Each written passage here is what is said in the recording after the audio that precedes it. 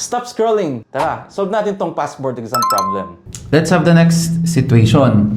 So we have a simply supported beam. May mga given na properties. Pero based dito, yan, ang dead load na daw with the beam weight, eto na siya, 12. Tapos may midspan na concentrated load. For letter A, okay, for letter A is the force P, wherein the design flexural strength is resisted. Okay, flexural strength tayo. So first is yung ultimate moment capacity ng beam. Walang binigay na code, and since latest code na yung ginamit, no? Yan, 0.9 tapos 1.2, 1.6. Ang gagamitin natin na limit state most of the time pag ganon, unless memorize mo yung code, no, is based on yan, phi times yung plastic moment. So that's Fyzx. Okay? Yan. So we have here 0.9. Fy is Fy is 345 megapascal times Zx na 2.13 times 10 raised to 6 mm cube. Okay? So the ultimate moment capacity of the beam, press ENG, ayan, 661.365 kilonewton meter. Ito na yung i-equate natin sa loads, no? So 661.365 kilonewton meter. Ano ba yung equivalent niya? So yung components would be, ayan, yung sa dead load, no? So 1.2, ano ba yung maximum moment due to the dead load? So that's W L squared over 8. Plus, how about for the live load? 1.6 times PL, P times L over 4. Yan. So therefore, the force P based on flexure is 83.78 kilonewtons. Now, for letter B, yan, based on the shear naman. So, dun muna tayo sa capacity.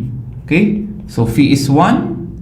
Pero before that pala, ayan, may stress tayo. Take note na yung, but before that, take note na yung capacity due to shear is phi times yung shear stress, 0.6 Fy.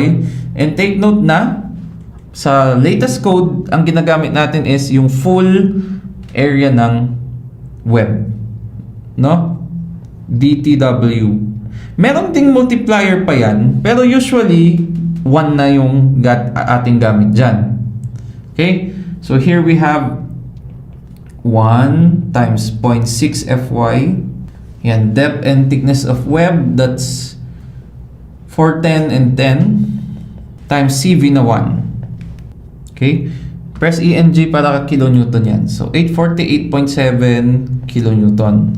Pero, i-quit lang natin muna, 848.7. This is equal to, yung sa dead load, 1.2 dead load. Ang maximum shear dito is WL over 2. So, WL over 2 plus 1.6 times. Live load naman, that's P over 2.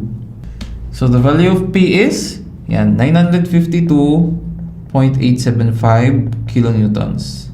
Okay, now for letter C, usually kasi pag steel, no, ang deflection, ang basis natin ng deflection lang lagi is sa live load, no? Meron kasi tinatawag tayong cambering, wherein yung deflection na sa dead load, no, parang pinapatas na lang yan so that pag in-apply na yung live load, magiging horizontal na yung shape ng steel beams natin.